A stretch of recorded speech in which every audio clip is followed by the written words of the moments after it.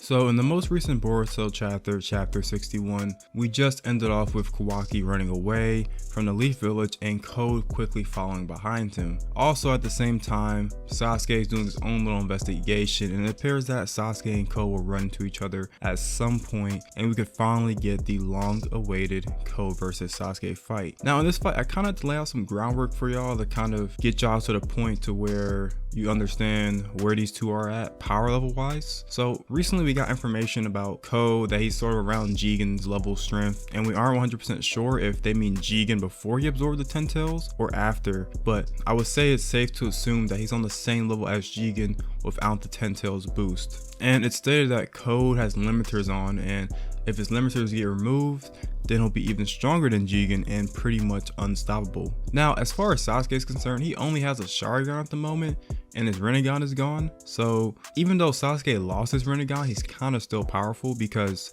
if we compare him to Naruto, who actually lost a major source of power. Naruto, when he lost Kurama, that was a source of power for his whole life. I feel like he was affected greater, but Sasuke losing the Rinnegan, I feel like is not as big of a problem compared to Naruto. Now, while the Rinnegan is powerful, Sasuke still has the Sharingan in his possession, so I'm sure he can function quite well without it. I mean, Sasuke, when he fights, he only uses like 2 abilities of the Rinnegan anyway. So he does the space-time ninjutsu, travel and whatever, and he does that switching places thing. So to be honest, this might even be better for Sasuke, since that thing's always draining him of his chakra anyway. I think Sasuke will perform fine without it. But you know, let's say that Code and Sasuke do meet, right? I think that it would be a fair assumption to say that Sasuke might actually have a chance to win this due to some new information. Now, I previously thought that he would get bodied, but I think that there's a slight chance that he could actually come out on top. Now, my thought process before was Sasuke initially had no intel on Code, so he wouldn't know about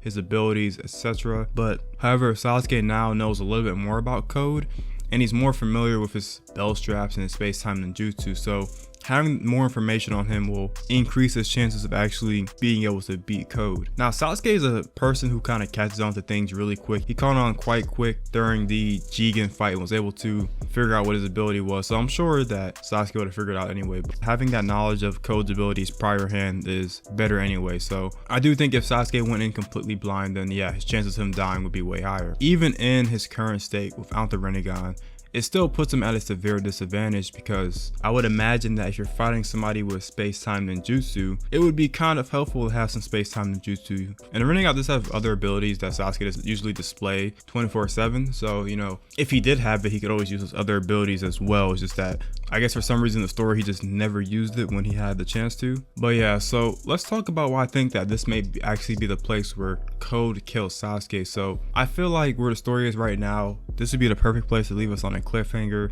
leading into this time skip. This time skip was supposed to happen this year, I believe, but honestly, I'm not even sure anymore, because the way the story has been pacing.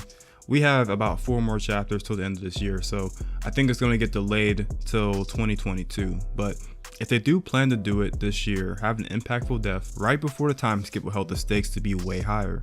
Now, I think it would be good to cause tension between the characters as well if something goes wrong. So think about it, right? Kawaki runs away from the Leaf Village, putting everyone in danger. If he never did this, then Code would never come out and start looking for him. So in the event that Sasuke dies, I feel like Bortuo will place that blame on Kawaki and get mad at Kawaki for being so hard-headed and so quick to just jump into things. Kawaki didn't really think this out. He just left. We don't really know what Kawaki's doing. He's just off, right? And he's just running away, not knowing that Ada can see where he's at 24/7. Now, Bortuo and Kawaki are cool with each other, right? And when they disagree, it gets tense. Now, in the event that Sasuke dies and Bortuo blames Kawaki for Sasuke's death, then that strong bond that they've been building could slowly start to fizzle away. Now, this is where we could see Kawaki's personality actually do a whole 180, and he might actually feel like he doesn't belong to Leaf Village or anywhere for that matter. Now, if that's the case, then what happens in the first episode of Bortuo makes a lot more sense now, right? I still think he's going to be obsessed with Naruto and not hurt him, and he's going to send him to that dimension where time doesn't flow. Basically, my idea behind that theory was he's going to gain one of Jigen's abilities to use that to where he can access that pocket dimension that Jigen had access to, which time didn't flow. But yeah, it's honestly my thoughts about how the fight will go down. Now, I did talk about the possibility of Sasuke still winning, but I'm still on the side that you know, just because of how the story's going and sort of kind of want to build this up a little bit better, I think that Sasuke might actually die in this fight. Do you guys think that this would be the end of Sasuke, or do you think they actually have a chance of taking down Code and beating him before he actually gets his limiters off? Anyways, hope you guys enjoy. Make sure to like, comment, and subscribe, and join the Discord. And I'll see y'all later. Peace.